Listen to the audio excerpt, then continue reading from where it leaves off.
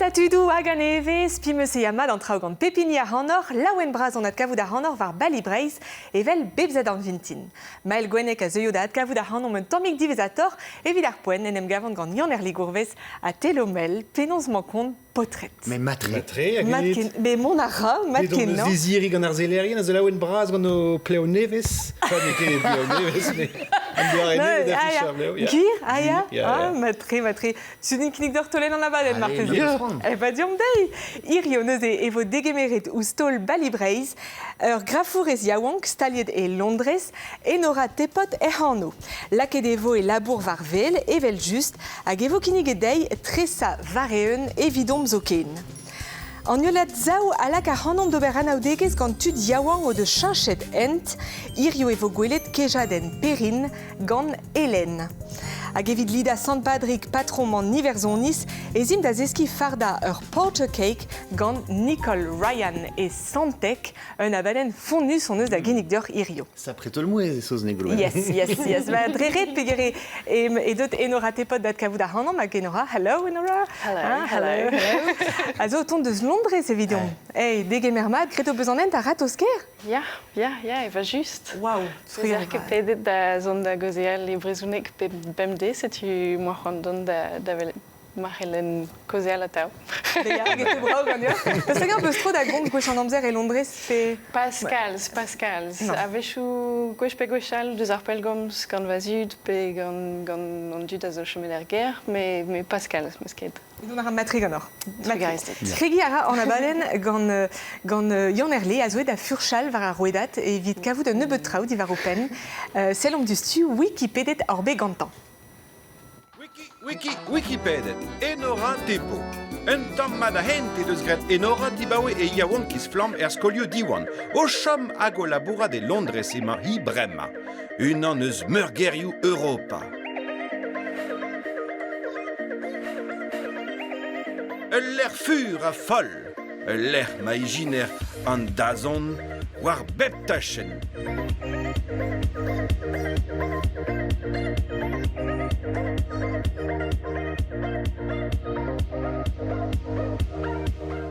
E micher grafourez eo en deus kaset aneit la garben breiz veur. Kendrec'het hi erel ar grafouries hag ar c'houи c'hoari o fers evit ma vo bravor a bet. Kroui en deus ul levezon var buezon dut. Gant ar zelze ma glas kinik da stadioù braz doare ou nevez da gen labourat a da genti. Sel un arzour ez e a vo kiniget dom. Ur zel seder troet var an tumad, un an gant spi, un an a glas kompren penons beva laouen assemblez. Enfin, pep tra zo da via gwiriet evel just. Enora be a barz be d'ar grafouriez hag beva e Londrez an ren e kelke c'hoarou drezegwez. Dio. Penaos war eriet de betek Londrez. Setu studiet moi e Paris evit bezañ ur grafourez. A varler va studio, moi kere a jouj, bouien kere peler mont da glask labour. Hag e moi kamaladet eus roazon deus ar skolveur, hag a oa ouvon da Londrez setu an e kanto. Evidon deus breizvian an eus a zantiman meustra e Londrez sentomik ker ar grafouriez, quoi. Ja, peus eus kalz a krouidigez e Londrez hag didenus kenan a bet ar krouidigez e Londrez m'ave fait graferez pe an design drevraz pe ar zonerez pe traoevelse zo didenus kenan en Londrez, ja. El nous an tout ar inma neuze ar ger vrase e ba Londrez? Ja, plijout ar adin kenan ar fe devez gelet gwelet tu deus a belvro eus pe plec'h er bed. Plijout ar adin kenan an engavioù a zo e tre tud eus a pe plec'h a zo mat evit ar krouidigez ma peus ron. Penaos zo poet dijoloet bed an arzou? An draz zo an istor famil. Vazad a zo an arzour ober ara liva ara a tresa ara kalz. Setu an bet levezonek gantan. Ja, hag atao eo bet an tresa hag an arzou a zo atao bet e barz an ti hag a zo bet un dra hag a oa normal kenan evidom. Mais à Rogemont à Londres, on peut pas de Harvey Paris. Ja. Perag ou peut be mon cuit de Paris.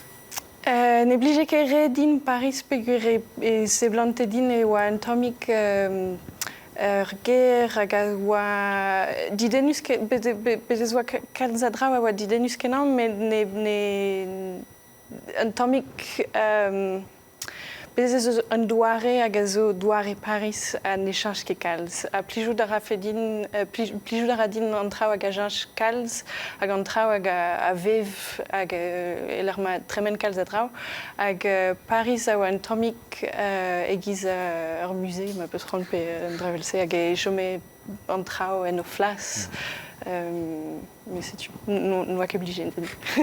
Lavaret d'opposium e war grafourez met ur bern traoal a rit e gwirionne e mom dustu o vont da zelet eus ur filmik hag emor varler o vont da lavarediom petra o peus gret war ar filmze a petrae, diom dei.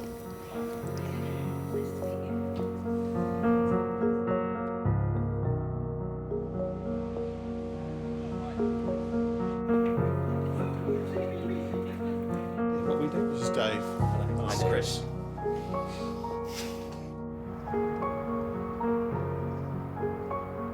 Okay. If I asked you what moves you, what would you say?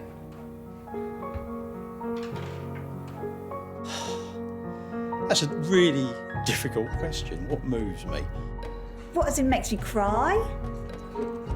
Shut up. Et n'aura gazou d'arrêt de display gadium, Petra ar vidéo C. C'est ur vidéo se a zo labour emeus gret nebet blavechouzo evit BMW hag a zo a reazav a c'hiri. Hag a labour a oa bedo doa tri bureo disanvel hag a oa o ton o tiloja evit bezañ memez ler. Hag an bezet oa un tammig un argelc'h fall a oa etre an dud a ne blije ket no doa ket c'hoant trasloja ma peus c'hoant. Setu BMW a oa deuet da velet ar c'hanom evit ober un nebeud ar campagne ma peus c'hoant evit ma teufe an dud assemblez evit an draze. Setu ar filmik a zo goulennet an eus digant ur bern tud e barz ar bureoioù, petra a blije deo, petra a lake a neo da c'hoarzin a traoù evel-se. Evit diskouez an traoù hag a oa ar memestra etre an ol. Kentor eo diskouez an diforioù etre ar bureoioù disanvel ma peus c'hoant. Ze se oa vit kenti en dia barz. Ja, setu an draze oa diskouezet eo bet ar filmik war deiz an trasloja d'an implijidi evit ma vichen laouen d'an da labourad e barz ar bureoioù neve. Dar poent ma war o labourad evit un embregerez vraz ahe e meus lennet ur pennad beskrivet gagnor evit lavar o poa poan kavout o plas. Ja. Petra war guden. Diez avalach eo hag an dud ne war ket an draze kalz, diez avalach eo be ur plach e barz bet an design. Zeus ket kalz a merc'hed e barz bet an design. Ar merc'hed a ya kentor da vez a tresourezet, pe var bet an arzouker, me de bet an design a zo teknikel avalach, setu zeus kalz a baotret. Hag diez avalach eo kavout o flas, paz ur plach, oton eus ur broal, hag ma no peus ket ar memez istor, pe ne peus ket gwelet ar memez traoù war an tele pa oas o bihan, setu peus ket ar memez douare da velet an traoù. Ar memez da veoù ie martize? Ya. Hag an draze pa ne war ket an dud penoz pa ne war ket an dud e c'hell beza un dra bennak diez evit an eni a gazo disanvel, e o diez evito en emran tout con et au radio ber Mont David en striva, ja, evit ma helfe en ini a gazo di Saint-Vel, en voda ganto. Ah bah oui, elle aime la quête. Ah bah oui, elle aime la quête var arno, a labourad aran gant skipaliou hag dibab, gelou aran dibab gwellor gant piou elabourant, setu elabourant gant kalz mur a vechet.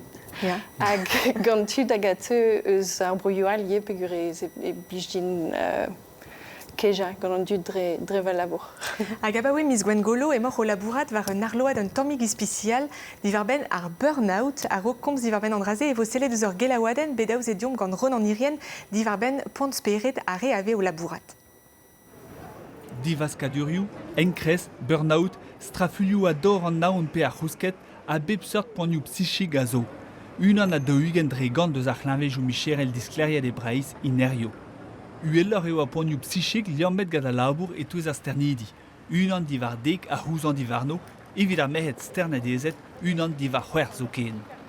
André Garzo est le président en Arakt et Breiz, ergevridigaz evit gwellad ar conditionnou labour. Effectivement, les chiffres ils sont bien parlants là. Ouais. Krog est ugan lasso. Dam jonge, un tammig manière vieux ugan lasso, tos très gant lasso. Vraiment, gant a système gounit gant an embregachou, optimisa peptra, optimisa tout à l'arbour. C'est tu de des stankor stanka à l'arbour. De zo ur ur mod a oz a labour ban embregachou, gant reporting, gant ato klas rentakon, a zigas ur bihan stress, quoi. Hag brama e chancha lies an embregachou eb l'avait fait adaptet da monendro an dut a da pesajonj d'un et labour a galité. Vachou et velarde daoueur qualité à mahat à pas qualité à labour, quoi. E bet ar yehet hag an ober social eo e vez diskleriet a muia a poanioù psychig da medicinerez a labour. Goude eo e honvers a varler bank hag en assurance. An tibank en chanchet kalz an dek bloaz tremenet ben a fin. Hag an implijat force en eus bet da chanj mod da labourat ben a fin. Da labourat gant an klientet, da labourat vardro tout da lezenou a zo bet savet pat bloavechou, lezenou e tre bradel, tre drestol, giz bal 2, bal 3, l'air evez da vraiment cusilia muor a muor, rede ober muor a paperou, c'est tu ze a zo chanchamant cré évident dud. Ar c'hlinvejou psychig zo diez da lakad ar naout evel c'hlinvejou Micherel. An dar eo ie diarben a neho. Alies, pa gresk ar c'hevezerez ekonomikel e rang an embregerechou klas beha efe du sort daouz da galite ar vuez e labour a vichou. Mais pas eux aux adur a labour en un embregerez d'aver a refal e poignouman da gaoud implijedi ken falme o gwelet. Ur c'hempouez zo da gaoud. En ur adostag an radug an ar pezan eus klevet de la rede ne ket gred an embregerechou braz evit un dut. Ja, a du kenan on gant an draze gurionez ar an embregerechou a zo bet savet var ur menos fal eus penoz e labour an dud, a penoz a petra c'hoarvez e bar zo fen ma peus ran. Setu an embregerechou braz a zo bet koet divar ben en ur gant menos Adam Smith hag an tud eus a révolution industrielle hag o menos deo a oa hag e oa an den a oa ne blije ket dian labourat. Mais des gwirionez hag a baoe a blavechou dekatriugen e zeus bet eo bet diskwezet hag an dud a labour modeus un aergelch hag a chikour aneo. An dud ne blij ket dio chomerger evit ober nentra. Setu eo ret dan embregerechou braz deski penoz kroui an aergelch evit ma c'hellfe an dud labourat a beza laouen en ul labourat, ma peus c'hoant. Neuze petra zo bet goulennet digant nioc'h e gwirionez? Diolch, oui. Sevel un arload evit petra. C'est-tu laboura d'aron gant plach hag a zo psychologez eus a labour hag potre hag a zo varan tu technikel hag o menos deo a oa ober kavout davedou un tamik disanvel evit gelout gwelet kaout poltret gwelloc'h ma peus c'hoant deus ar pezh ar c'hoarvez e barz an embregerez hag deus ar pezh ar c'hoarvez evit pepini eus an implijidi.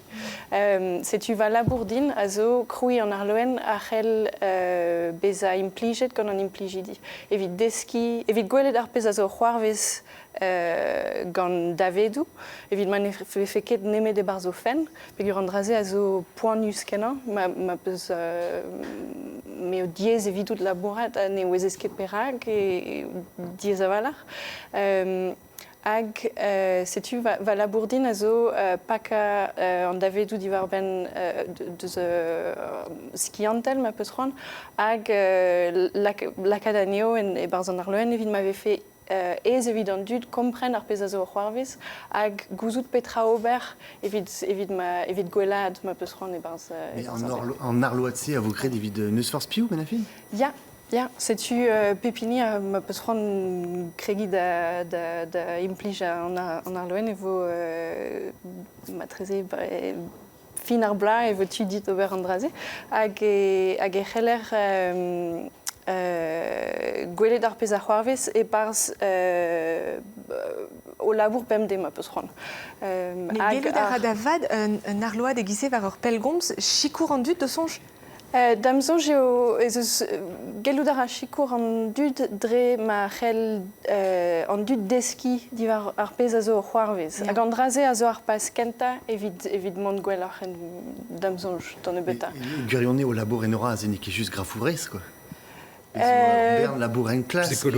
Ya, setu plijout a radin va labour evit an draze. Pegur gant pe braktrez e c'hell an deski un drabenag nevez divar ben un drabenag disanvel kenan. Setu maremañ emaon o len kalz a leorioù divar ben ar psychologiez ma peus c'hoant. Hag ober a ran a labour en klas, kazo a labour a blij din kalz mioc'h eget an tresa ma peus c'hoant. Mais rabat ober an burn-out, me meus Non. Kejet o peus gant tut o deus bevet an dra ie? Ya, kejet meus gant kalz a dud hag a zo bet poaniet gant ar burn-out ma peus c'hoant hag eus gret un enklas evit gouzout penoz en emzan an dud, petra o deus gret evit gwelad, penoz petra peseur davedou o doa c'hoant kaout a petra a zo a c'hell chikour. Pegur man e labouran nemet gant va menoz din, va skant prenet din e vo ket kenan. O vez a grafourez o peus moa va tro da implij a lizerenou gwech an amzer kinnig a randor un tañva deus ur film a oa bet savet divar ben fanch an enaf grafour e lokorn.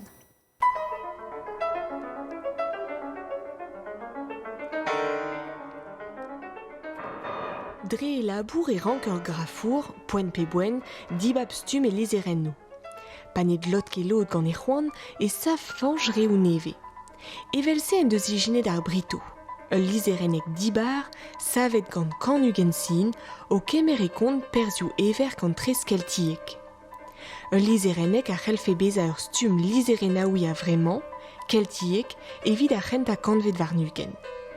Brito e bet an vet gantañ, e koun Jean Brito, kenta en banner mouler breizat da var e Gutenberg, a bet stumet var ar vicher e Brugge, pemzek vet kantvet.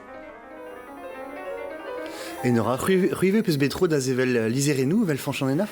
Pas egiz fanch an enaf.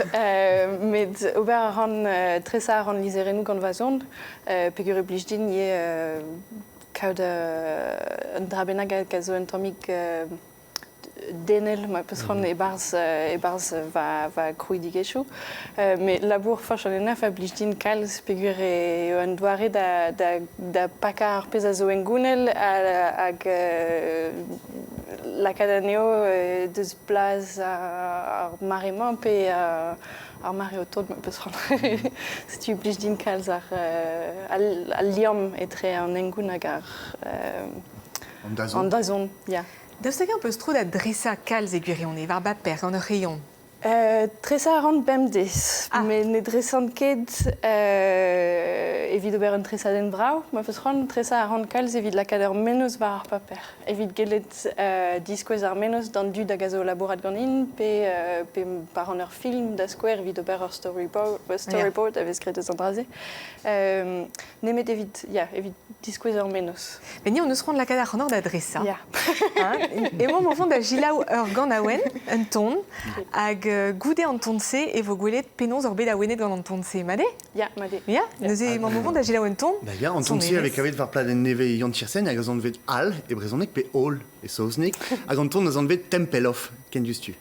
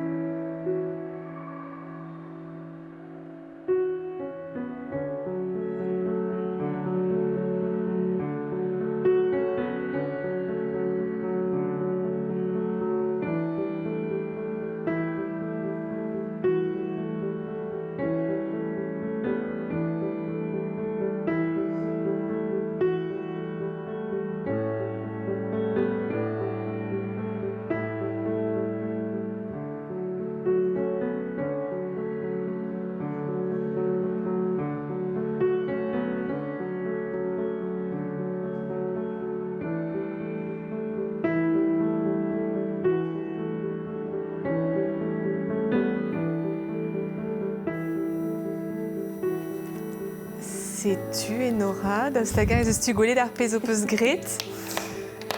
Daoust hag peus ran diskussion. Ya. Neuze. Neuze. Tu d'ur kontadion un tammig? Setu emañ Yann Tiersen o c'hoari ar piano, hag e drema c'hoari ar piano e te an istor da an em groui, ma peus ran, pe gant bezes gwez emañ hag c'hibian hag ur plach hag a zo anter o kousket pe matreze o nijal pe matreze o... Me zo ato banmet an a re a c'hellober gant ur rayon just un dra egise hag evit komprenet un dra benag. Me zo gwez ober toukez bolomik nul a he. Daoust hag e dresit hag e labourit gant son erez pe pa vet didrouz an traoù kentor? Non, plijout a din labourat gant son erez, men e c'hellant ket labourat gant son erez hag a zo gerioù diouti. Setu e labourat gant son erez e Gerebet. C'est-tu Jan Tiersen à Gilles Avancals. Puis son Iris Jazz, puis Travelser. Évite Trausiu la Valar, mais Gonner. Mais on est goulet la qu'on a plus rien, mais morva de rallier ce mat qui non me sera vers universitaire. Ja. Éviterait ça et gouler Robert Gonner crayon. Mais la bourrade Avancals va en universitaire. BMD. Et d'excuse dans l'université réseau? Ja. C'est-tu pas ne manquer de la bourrade des classes quand non pas BA et non pas celle 2 heures Scrum Nézéland qui est dans télé, Nézéland qui est travail puis on est plus je la Dino Bertrawal. Hag Londres juste avoir besoin Bernd Traudeber sur voir. Et dans Narzou. Ja. Nous faisons scalde Traudevelet, Geludarer, Mondavelet, nous on quête Mirdiou, ja, pe Nabaden Soneres, pe Travelser, pe Zezus Trau, Bemdes. Bemnos, ja. Papusron. D'ailleurs, on a vu la rite Arzourien Arvrou, Arzourien Vreis. En diaves de Zvazad, parce que... Kinigarandor neuze mondober anaudegez gant Théophile Bunel, Tadamab, portrait bed ausedium gant Johan Dennis. Breiz a zo bet gwelet kalz e bet an arzouker. Deuet e oa livourien vrudet betegramant e fin an nantek vet kanved evident prouy var meur a stil. Gauguin, Sérusier, Émile Bernard, setu un nebeu deus an annoioù braz o deus kavet an aouen vro. Skol pon aven a vo gret deus ar strollatse divezator. Met a rezen in ket chomet pell. Tudal, disonjet pedost, o deus gwestlet o buet a dressa ar vro hag i dud. Théophile Bunel a zo unan an ezo. Nous ket kalstra divar e ben. Ganet e bro Normandie e mileiz kom triado hugen, e neus labouret e garrier en pad e kompagnunez an enchou ouarn. Marvede e 1930 a roet e bede anno d'ur stred e roazon a dre l'antigar e 1900 varnugen. Labouret e neus kalz gant skrivanierien dan ve Breiz fin an nantek vet kanvet a penkenta a nugen vet. Fanchan Nuel, Arthur de la Borderie, Émile Souvestre, Claude Arprad, Aloud Alchoas. Kontaden nou, Marvaillou, Lerioù Istor, a nol o deus goulennet gant Bunel skeudenn naoui o oberen nou gant e dresadenn nou resis a skler. Katolik e oa ive an den. Kemeret en eus perz stourm a oa bede landreger e 1903, goudem ave fe besavet eno un delwen e koun da Ernest Renan. Barraj ou braz a oa bede tre katoliket a republikanet d'ar marese, a treset e oa be karten ou post gant Bunel, evit a c'hantaoui o c'halva religiel a vo savet e 1905. Unan eus bugal e Bunel an vet Théophile da eul e dad, a zo be brudet e ive, met e Québec. Etre 1905 a 1911 en eus chikouret krouy ar bannou treset kenta e gallek. Gazeten La Patrie, en bannet e Montréal, e kemer perz e aventurioù Timothée hag ar familh citrouillard. Implijet e veive e dresadet nouen ur roman titlet Le Débutant, skrivet gant Albert Besset, a zo bet difennet e pat tos triugen loa. Met taget gant an drougskevent e tistro da Vreiz e 1911 a rog mervel da c'hwer bloav ar nugen. An daou Théophile Bunel, Tadamab, a zo douaret e Sant-Briac. En ora nous on ket mo poa klevet anno deus an daou arzourse ar e Bunel. Klevet moi an anno, mais ne anavezen ket an tresadennou. C'est un plijet kenan gwelet an arese. Plijou da radin kalz re tresadennou ar mab, hag a zo kalz a frankis a zo e barz an tresaden. Ja, souezet on be en doar evad. Dans ce cas, or levezonet c'hwi gant o sevenadur en tu benag gwech an onzer. Ja, damzoj neket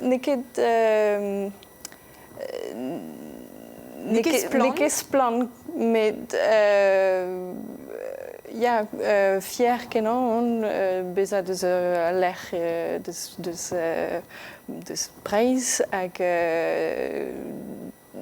gwelet de meus an traouse, gwelet de meus... Damzoj eo muor, on desavet muor gant an aergelc'h, gant an dud, gant an traoelse, ege gant ar sevenadur en engoun ne ket evidon.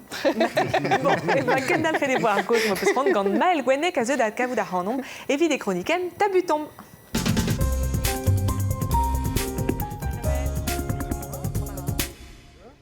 Enora, Molara? Bon, deus an engoun on ischer anket abutal. Men evoket, deus an ars, se vo tabutet rag meur a zoarez o da dresan, da livan, da gizel an zoke, neus e prederouriez amant irio a balibreiz, peta d'ober an ars. Non, vite farsal. Prends-moi gouzou de restisor. Non, mais tu veux faire ober un abad en avis, mais meur un euliad abad en qui c'est pas de hiramzer. De ce cas, on peut à Wenet gant arzourien. Alors, qu'avait nous regardé arzourien tabutus. Aya. Ala. Azaf tabut gant ar pezareon. Arzourien giz da square Jeff Koons en américain, un eusbe savet meur à oberenou. De souezet tuto de ce cas, à Wenet gant tu déguisé Jeff Koons. Pas vrai gant Jeff Koons. Plijou da radin ar pezera, mais ne rokedin ur sentiment craint a valar, ma peus ron plijou da radin mior tu déguise Bridget Long da Square hag a zo un tammig kosor eget Jeff Koons. Met en ur gozeal deus an tabut ma peus ron e on levezenet mior gant an dud hag a ra skritelou evidemment da huchal er strejou. Andraze a levezon ar nun un tammig mior. Eus ar zourien a glas laket tabut vie o strons an dud, bez eus bet un oberens laket e Paris war ar blasen Vendôme et o vil pevarzeg, an vet tri, get gant an ar zour McCarthy. Hag a oa souezus a war, a fet neus un oberens 16 metrad war nugen memeustra. Tabut oa zavet, a distruge de bet zo ken. Sonj al radar, jus a war, eret strons an dud gant trao provok davat, ben a fin, evit beon e fedus, evit kroui ars. Zo chkedin eo re d'ober andraze. Plijou da radin an ar zourien hag a zo un tammig farsus. Andraze da mzonj a zo un tammig o Robert un tammig o farsal divar ben bet an arzoum a peus ron. Hag andraze hag avon un tammig didenus a valar hier. Pegur e c'houlendig an dud petra eo an arzou, perag eo red kaout an arzou ur mirdi daoust hag e arzel an trao hag a zo mirdi ou nemeken, pe an trao hag a zo en diavez ie. A gouzon just a war. Da mzonj eo plijou da radin an trao hag a zo en diavez deus ar mirdi ou. Mais damson, je suis une gavon qui s'est fentus tant bébé. Mais damson, j'ai un tomic songe en arzour, ma peut ron a zo un tomic evit farsal. Necheler ke be a Sirius kenan gant ur gwezen gwer bras kenan. Juste a rognedele, gouspenze. Hag ar fet je fais distruget. Et ça fait tut da vont da distruge an traoù. Mais pema an traoù e barz ar strejou, necheler ket difen an dud. Ma peus ron pa vez laket an drabenag e barz ar stred, eo evit ar publik d'ober ar pezo deus ron ganto. An drazer c'hoar vez gant ar graffiti ma peus ron ie. Hag an ar zourien a zistruj o berenoude o sonj o peus deus bankstin eus laket en gwerzh ur fram hag en zistrujet pe be gwerzhet justema e Sotheby's e Londres. Andraze zo un tammig marketing. Mais fedus kenan. Splend. Matri, bon bah t'as plutôt ben mestra. Mais ya, on engoun ar vech a zeu. Ya vech a zeu. E ben ken ar zizun a zeu mael. Kenavo. Daoust-hag Enora o piche beroan chanj buet un debenag. Ya, peraked. Ne kerez vezat. Ah non, ne kerez vezat. Plijou da rafedin, mont da veva en l'er pel kenan, l'er m'avait fait denebet, ma treze barz a menechou en l'er benag. Pla beneg. Pla beneg. Et ma marteze a oa ez eo perin davet ar randor. Kinnig a randor vraiment ran de zao, bede oa perin o velet Hélène hag a gantodion perag i de chanchet ent.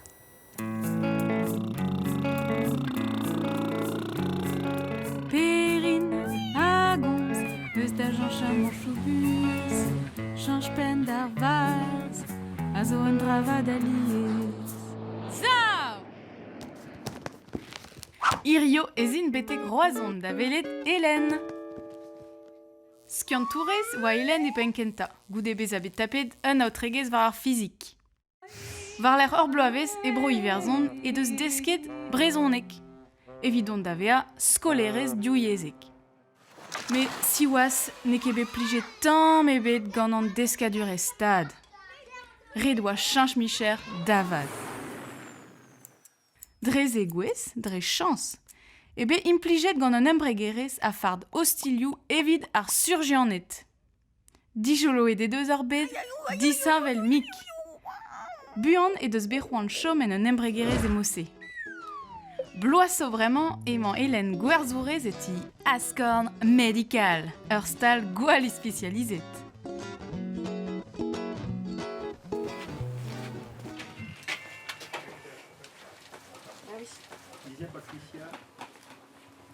Hélène?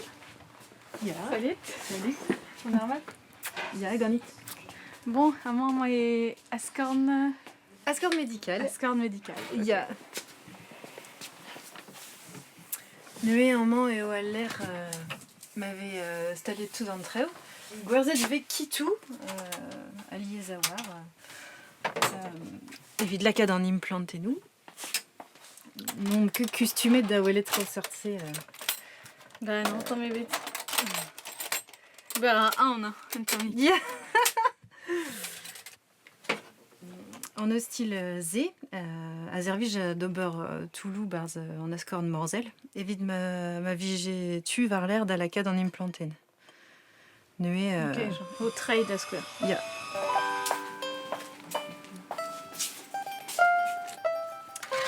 Et si tu en hostiliou, evit ar surgian, evit lakad vissou. Ok.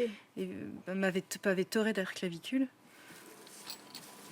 Neuez eus meur a plakenou disainvel, pigur ben ar fin an dud ninket de savet memeus mod, redekavout ur blaken a glod mad gant pep clavicule.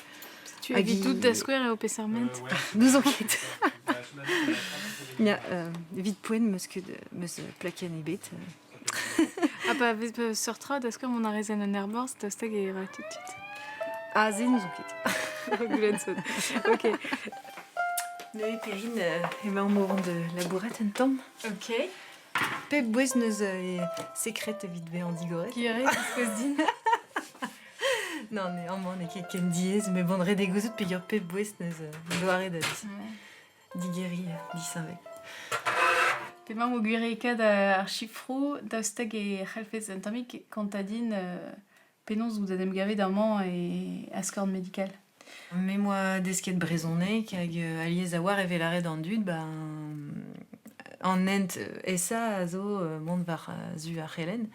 E oan plijet gant ar menons, da treuskas trao d'ar vugale, da lakanean da ziwana e brezonek eus pen ze oa ur menons mat evidon.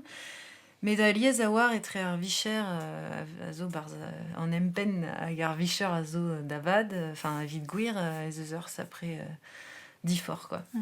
A neue meus gred meus onj chanch micher. Me meus klasket labour var da chen skiantel an tammik.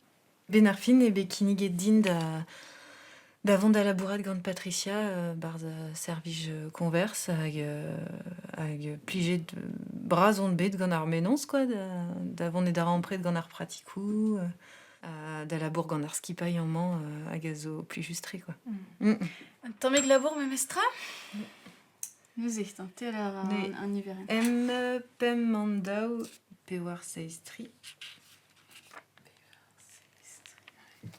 Plijet on kal si gant a loden teknik, quoi, deus ma labour red e kompren memestra penons eve implijet an treo, epesseurt bro eus tu gwerzhane, enfin, plijuse evidon, pigur ez eus kalstrao da diski BMD, gant an inginourien, gant ar pratikou, gwelet penons eve ekerz barz an hospitalioù, gant ar surgianet.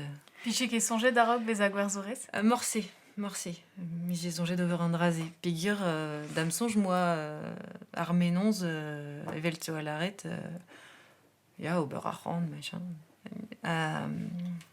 Hag an moi meus dizoloet ne oa keze, quoi. Tamm ebet Enfin, galara be an dra technique, rein disoro da surgianet, bas eus ur gunet menak eve pelgomzet diom, hag rede rein ur respond buan.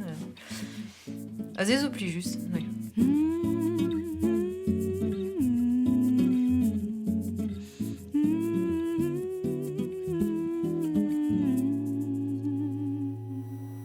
Kendechel a raperin da geja ou studiaouan o de chanchet ent ur ranal de zao a vo kinnig e dor ar mizoton.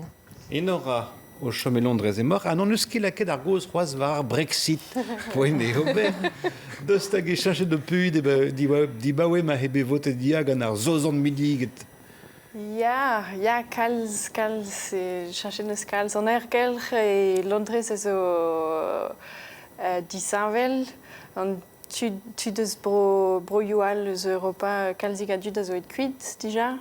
Hag ar pez a zo an difor brasam a peus ron a zo ar fet ne c'heller ket gouzout e petra a c'hoar veso e dius izun vez a ben amant a peus ron.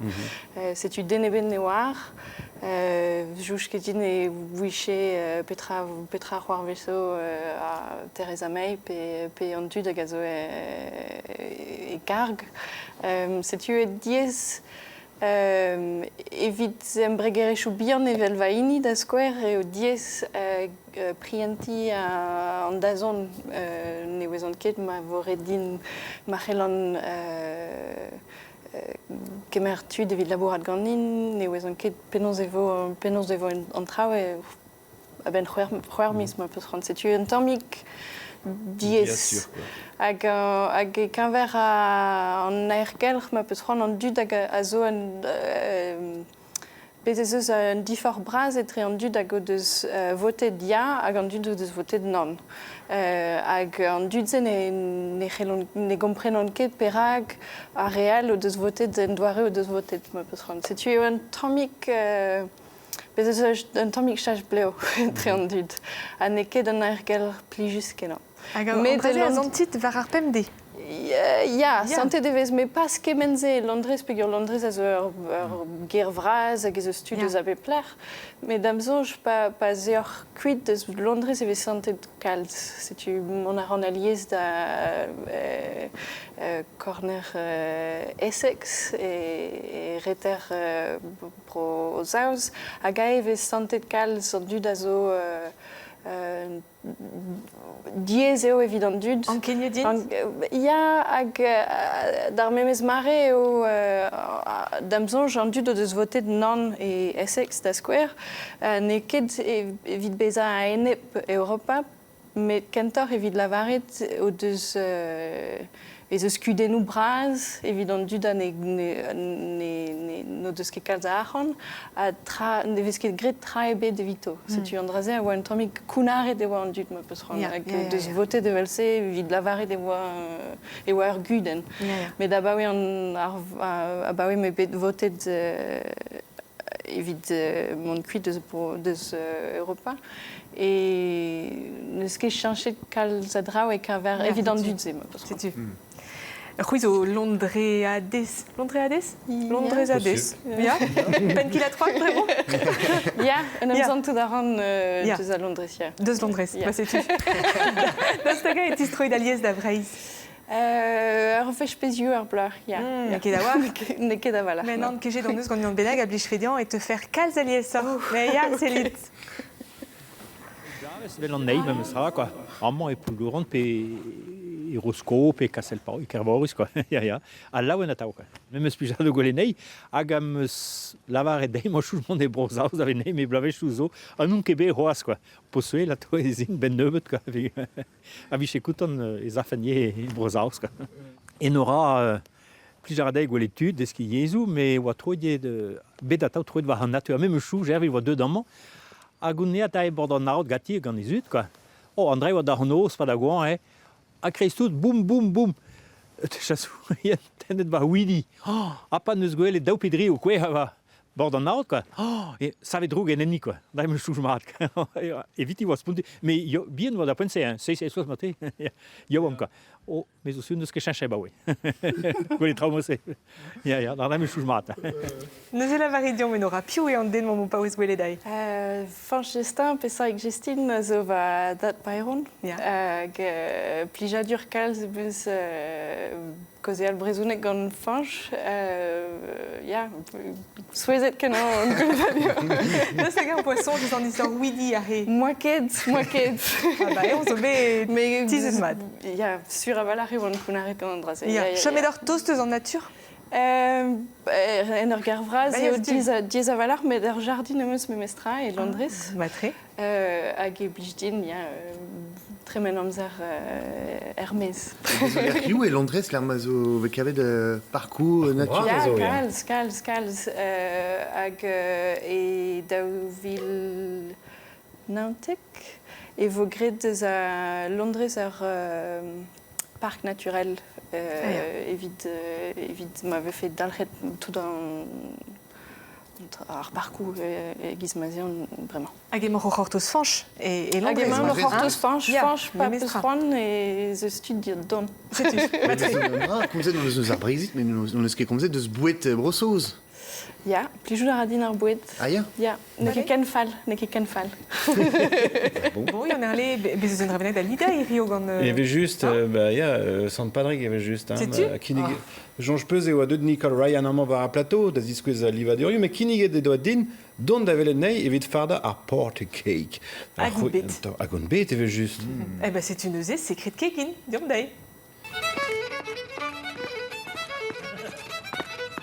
Ya, gure, non ket gwall varek war an dansou mod breuverzant, me ar boued a zeden ar ranon. Me evit dibi mod iverzant, pe e tre Gérard Beau, pe e hier da velet Nicole, tu benak drahe. A bliz oan d'ober I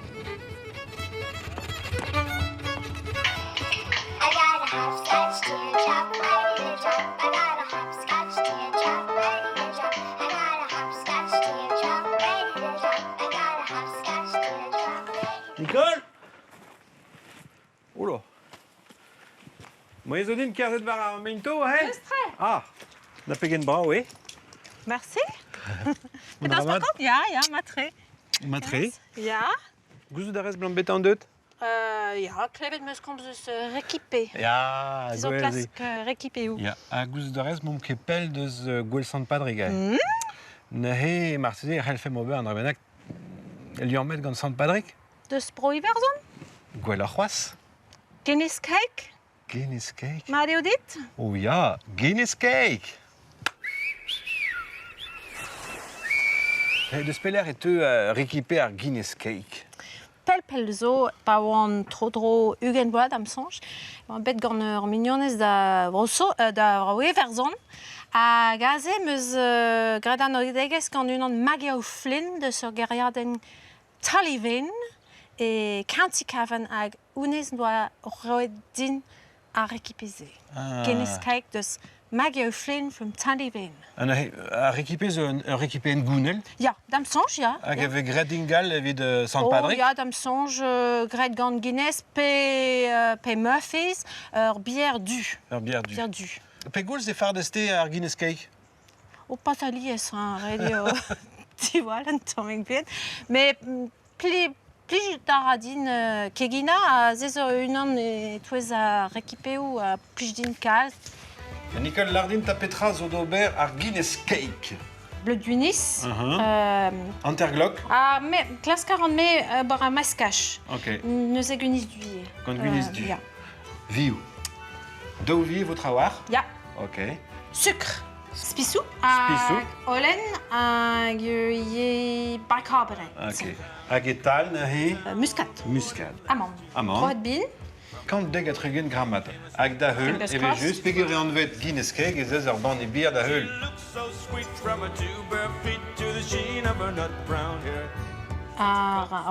Bleut. Da oe tamwesar bleut. Ja. Ok. Allez, hop. Zon ar eon dan dit en tamik. Na evit tamwesar bleut ne ket diez. Hag ober ar mescache. Ar mescache a vo gret du stu? Bah, moi c'est grelé, moi c'est. Hein. Ok. Hop, allez hop. Allez. Radio fin bal.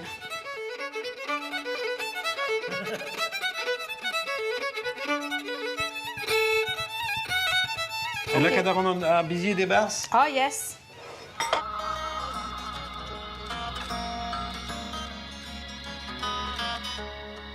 A setu penons e rencontrao digwiut. De la rede, que la rit. Skan e c'hoaz hag un tamig evel 23, davad. Mad, a goudeze, Nicole, daou e tammouez a c'hoaz. Yep. Ar sucre, vachement.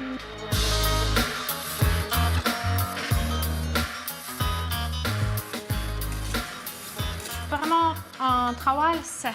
Traoù serre. En olen, bicarbonate, muscade, agar mescach pissou. Ok? Mescon, tudo. Gise, le mercredi va, da zo, hein?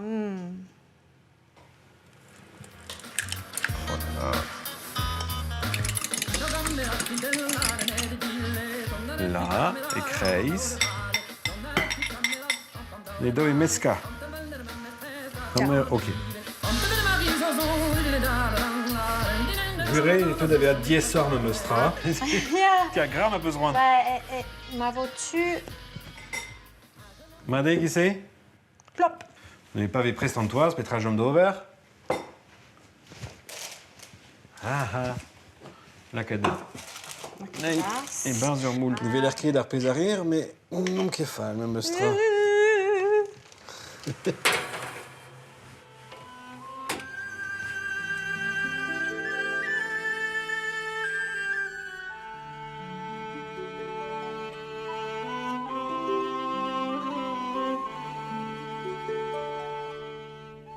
Hag eve just on eus lakaet ur borne café, da heul, daoust ma, da me jonge evit Sant Padrik. Ya kentor, thé. Ur borne thé, setu. Ya, pe marziral. Pe ur pintat thé, quoi. Madeo Benarfin. Mat kenan. Trugare, Nicole. Trugare, Jacques. Jadur, évidemment. Ah bah, évidemment, mais y Brama ouillet de pénon, c'est des grades à party cake. Kenavo. A goude bezat debreder ouastel lipous et pli just bon d'agila son erez, mais pelerta ez son ade goudre arvro, c'est-tu des ater telo. Ar Brestat, Christophe Miosek, a zo paouezem ban ur bladen neve, les rescapés. N'évoquez cause deus boisson non-tollement, mais deus ar repuidi, a deus ar chanchamant in. Et unek vet pladen studio eo, et Brest et vos fénos a varroaz, hag en aonet, d'ar zeiz varnugen a vizmeurs. Elle dans l'écran, sentiment.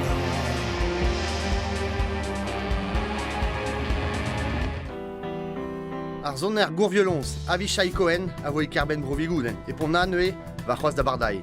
Avishai Cohen a vo assemblez gant ur zon er piano hag un tabouliner. Ur gwir tri a jazz en gounel, met do sani tonu neve, be skrivet gant pot bro Israël.